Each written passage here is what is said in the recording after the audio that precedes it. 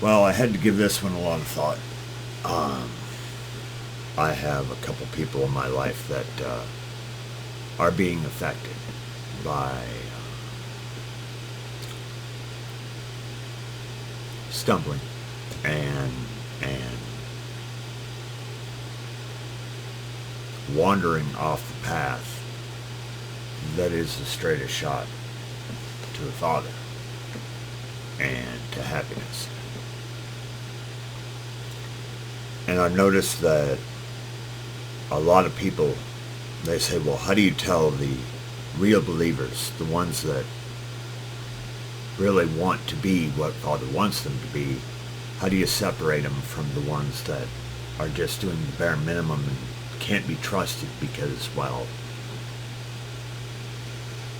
they have a tendency of hurting others, disappointing others. And then it kind of clicked in my head. We were in a store, and I was talking to the cashier, and my dog Melissa, she had her vest on. She was doing her job. I was talking to the guy, and he's like, "Yeah, he's like, I don't mind, when I get a well-trained dog like Melissa in here." But he's like, "I know that I've had dogs in here where people have said that, they were service animals, and I know they weren't, because, they went to the bathroom on the floor, they were acting completely untrained." And he's like, "It's so frustrating because I'm not allowed to ask. If they tell me it's a service dog, I have to go with that." I'm like, "Yeah, I know. It's frustrating for me too, because it makes it harder on me, because when I need to go into places, they assume that I'm lying, about the situation." And, we sat there and we talked while we were checking out. And he goes, "Well, do you have any advice on how to tell the difference?" And I said, "Yeah, it's easy. Look at her. Look at how she's acting. Look at how she's focused. Look at how she's doing a job. You have to go by behavior. If you have a dog that isn't listening, is dancing all over the place, jumping up on things, acting unruly, it's a, pretty sure bet that, no, that's somebody's pet. They're lying to you." So that's where that common sense thing comes in. Actually looking at something, listening to something, and asking yourself, well, is it what this person tells me it is? Wow, that's how you tell a real Christian, too. It's not hard. Look at the ones that, even though they fail, they slowly continue to get better out of sheer will and drive. Then you look at the ones that just want to make excuses and blame others, and then constantly ask for your forgiveness when they're not actually trying. They just want to reoffend. Big difference. On the channel, I had a big thread that basically went back and forth. Are you saved? Are you not saved? Once saved, are you always saved? And there was one guy that I really liked his comment, because it was the only one with common sense in it. Yes, once saved, like completely saved. Always saved, of course. But define how somebody is saved. See, that's open to interpretation. Does that just mean dunking your head in the water and you're done? Or does that mean actually fulfilling the promise that you're making to become a godly person? Well, it depends on what your interpretation was on what that pastor told you. Well, if dipping your water is the only thing that, constitutes being saved, no, you're not done. If it means slowly, every day, trying to be a better person than the person you were yesterday because you don't like who that person is, then yes, you're always saved because you're always trying to strive to go forward.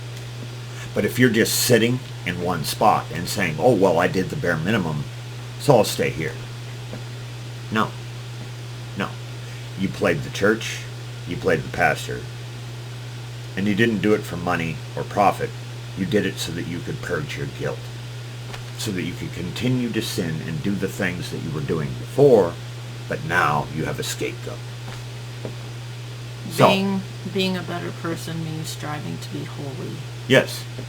Everything about being a better person makes you a better person in God's eyes. Think about it. Even if you're an atheist, it's really simple. I know atheists that don't lie, steal, sleep with their neighbor's wife, covet, talk about others. I know a lot of atheists that don't do any of those things, that actually fulfill all of the 10 Commandments, all of them. And they don't even believe. So you can understand the crap show when atheists are looking at the church and they're going, these people can't even pull off the bare minimum.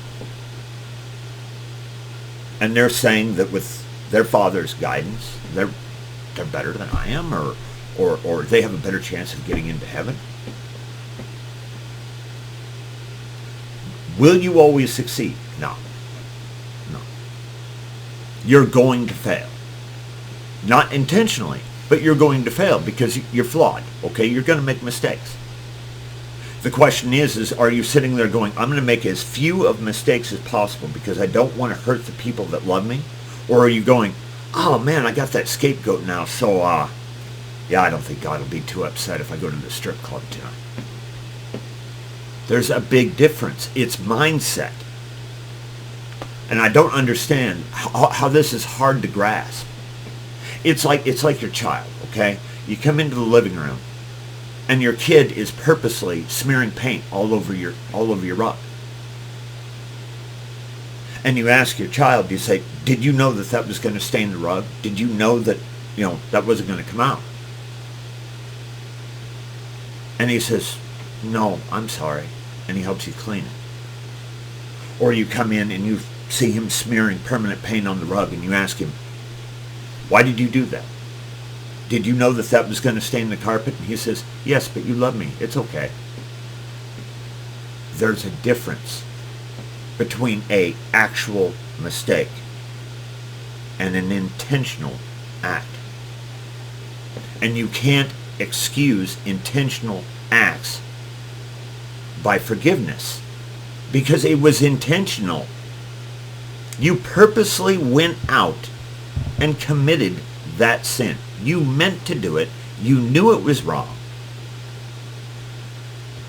You have to repent for that. That's not as simple, oh, whoopsie daisy. That's like intentionally driving by a street that you were supposed to turn at and making yourself late. That's different. I feel like everybody wants to generalize all these rules of forgiveness into a nice, neat little package. And they want it to apply to everyone. But the problem is that not everyone is honest. Not everyone is sincere. Not everyone actually believes in the process.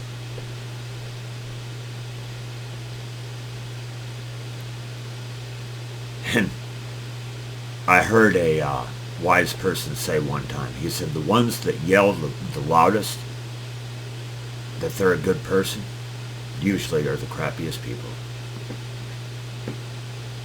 Because they don't like themselves. They need to be puffed up. They need the validation. They need this. They need that. It's the ones that go through their day doing the best they can and come home and try to make up for any mistakes that they may have made. And they do it silently because it's a process for them. They're walking toward the Father. They're actually trying. They're not making excuses for themselves. They're not whining. They're not crying. They're not saying, well, this isn't fair and this should be like this and that should be like that. If you're still making excuses, you're still trying to validate your behavior. How hard is it to come home and just say, I shouldn't have done that. That was really crappy of me. I'm going to try not to do that again. Because I don't like the way it made them feel, and I don't like the way it made me feel. See, that's being honest with yourself. But we want to sit there and we want to go around, we want to play games of why we make our mistakes. And, oh, it's not my fault because of this and this and this and this and this. And if this person hadn't done this, I wouldn't have done this. Just stop. How old are you? That, Take accountability for your own actions. Yes, it's that simple. You did it. Don't blame it on anybody else. Don't make excuses for it. Own it. Yes, I did it. And it was really crappy of me to do, and I'm going to try not to do it again because I feel like crap about how that made that person feel. And we hear Christians say all the time, well, why try to follow the law because, well, we're going to sin. Well, there's accidental sin and there's purposeful sin. You're always going to have accidental sin. You try to minimize it as much as possible, but you're always going to have accidental sin. But you don't purposely sin. And holiness is striving not to sin. And God defines what is holiness by his law. His law is, this is what is right, this is what is wrong. And if you follow him, you will strive to do what he says is right and strive to not do what he says is wrong. And personally, he doesn't care what your opinion is. He really doesn't. He doesn't do meetings on the weekends going, well, I excluded going to the strip club, and I'm realizing that maybe that was a little, you can go on Saturday nights. It's not open for interpretation. It's not open to debate. Either you want to follow the rules or you don't. But if you don't want to follow the rules, well, you don't get the prize. It's just like when you start a new job and he tells you what your responsibilities are. And he says, if you perform these responsibilities, I will pay you this. And your life will get better. Well, it's real simple. Either you want to do it or you don't. If you don't, though, you can't expect him to help you now, can you? You can't expect him to pay you. You can't expect him to help you lift up your situation because you're not willing to put in the work. I mean, I just can't believe how lazy society has gotten. I mean, it's literally, it baffles me. And then, people say, well, why even try to follow the law at all if you're going to transgress? Because he didn't say that you succeed 100% of the time. He said at least try. And when he says try, it means actively make a plan in your life to follow these rules. And when you fail, I will help you so that you don't fail in the future. So that you slowly get better than you were the day before. That's the whole purpose. It's pretty clear when he says, be holy as your Father in heaven is holy. I don't think that that's really open for Christian interpretation. You be holy as God is holy. Does he say be perfect, never make a mistake, be flawless? No, because he knows that you're not capable as a human. But that doesn't give you the excuse of going, oh yeah, he said that humans aren't perfect. He said that we're born sinners. So I can purposely make mistakes and it's okay because he knows I'm going to screw up. No. You're trying to run a con. And holiness is achievable. Moses was holy. Elijah was holy. David was holy. Noah was holy. Yeah, they had some sin, obviously, because David cheated on his wife, but those are small. He actively strived to not sin. And yeah, he made a mistake. There is that, accidental sin. He didn't purposely, plan to do it, but there's always going to be some sin. And he was very remorseful after he did it. Overall, his actions were striving to follow God's law. And he even talked about the love for God's law in Psalms. And it's real simple. Either you're trying to do the right thing to the best of your ability, or you're trying to get away with a con. You're trying to get the prize without putting in the effort. You're being dishonest. It's that simple. Either you're giving it an honest try, or you're faking it. And that's where the hypocrisy comes in. Or some aren't trying at all. Yeah, they're not even pretending to try. In fact, I see a lot of Christians not trying at all, using Yeshua to excuse their not Yeah, trying, and that is which is an insult. that is the ultimate insult. Could you imagine being nailed up to a cross to save these evil people that have no chance of reaching the Father, and saying, I'm going to take on your sin so that you stand a chance of going in the right direction, and dying for that, and then having people use what you did as an excuse not to try at all. Oh, he's got me covered. Why don't you spit in his face?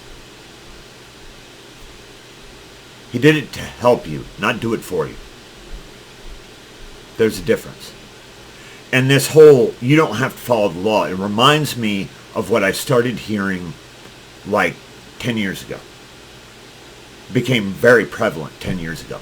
Used to be everybody would, make up what things they wanted to accomplish for New Year's, to actually make themselves a better person. I'm going to lie less, or I'm going to lose some weight and get a little healthier, or I'm going to do this for my family. I'm going to do that for my family. I'm going to try to make my life better.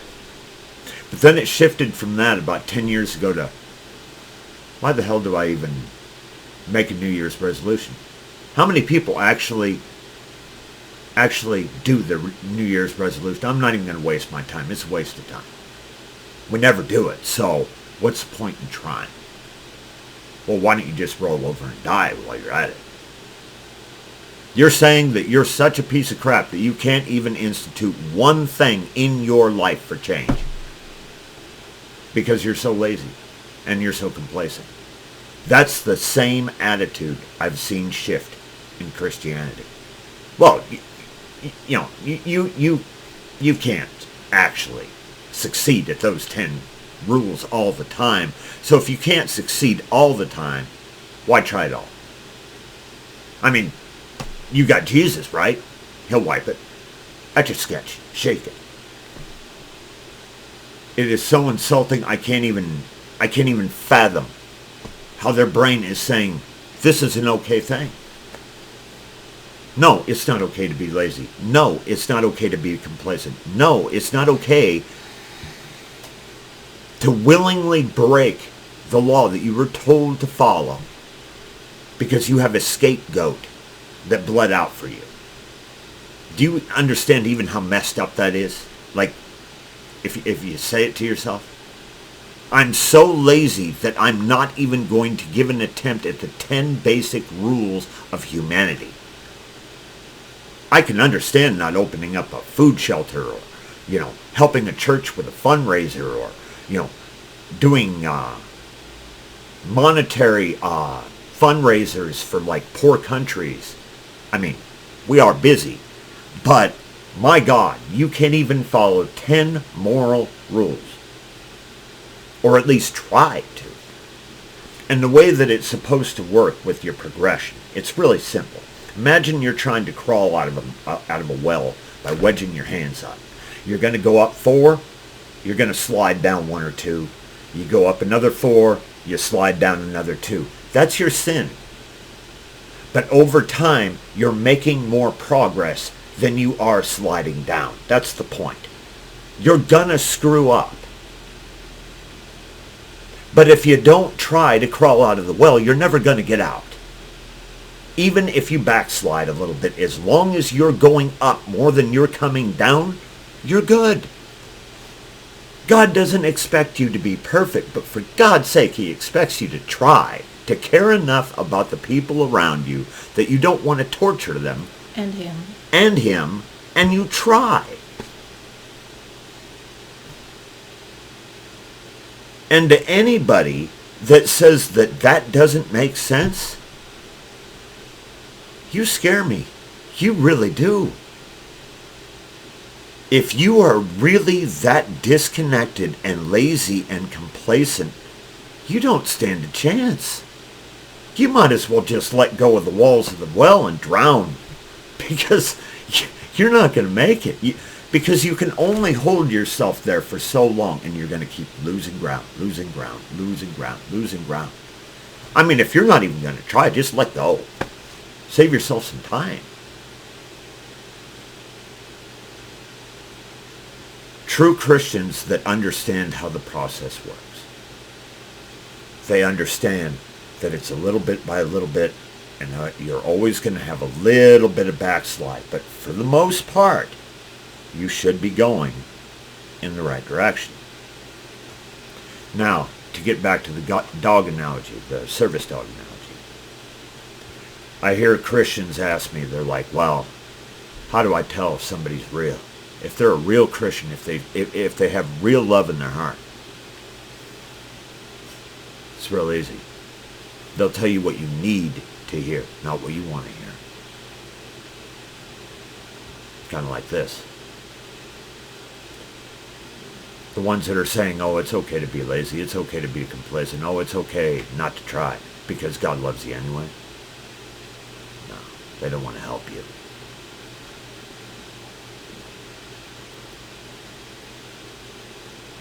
I've had people walk out recently,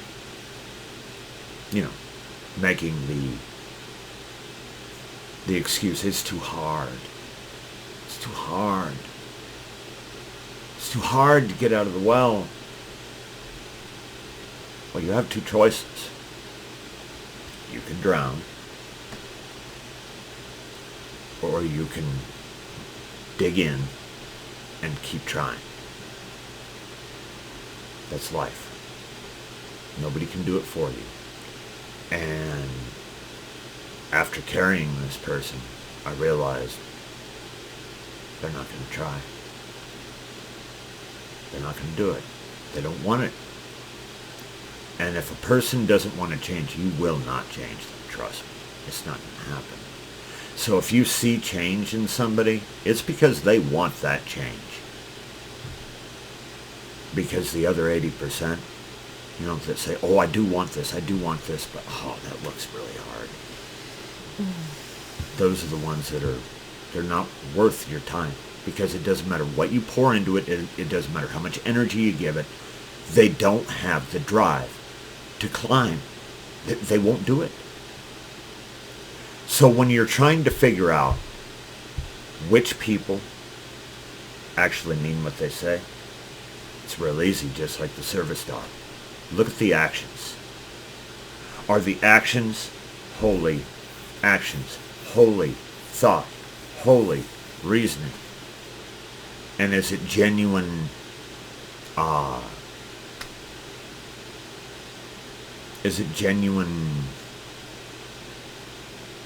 when they ask you for forgiveness? Do they really feel bad about what they've done? And do they have a plan on how not to recommit the sin and hurt you again? Because if the answer is no, they don't mean it. They just want to get rid of guilt. I know one person in my life. He deserves forgiveness. He's gone above and beyond to prove that he's not that person anymore, and he's clawing his way up out of that well. And he deserves all the praise in the world for how far he's gotten. And then I know a couple that you could throw them 10 ropes and they wouldn't grab one. Because, well, that takes effort. It's too hard. Help the ones that actually want out of that hole. And the ones that aren't interested, don't waste your time.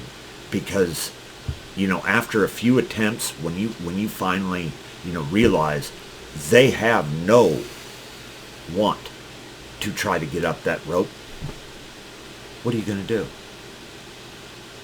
You going to spend your life suspending them? You going to carry that load forever? They have to try eventually. And if they don't, you just have to tell them, I'm sorry, I can't help you. So to that friend that hits for the fences every day because he doesn't want to be the person that he used to be, you're doing great, man. Hopefully the people around you notice like I do. I'm proud of you, man. We're supposed to uplift each other, not make excuses for each other. So, let's quit making excuses, shall we? If you're a piece of crap, own it. I'm a piece of crap, but I'm going to get better. Don't hide. There's no light in the hole. You guys take it easy.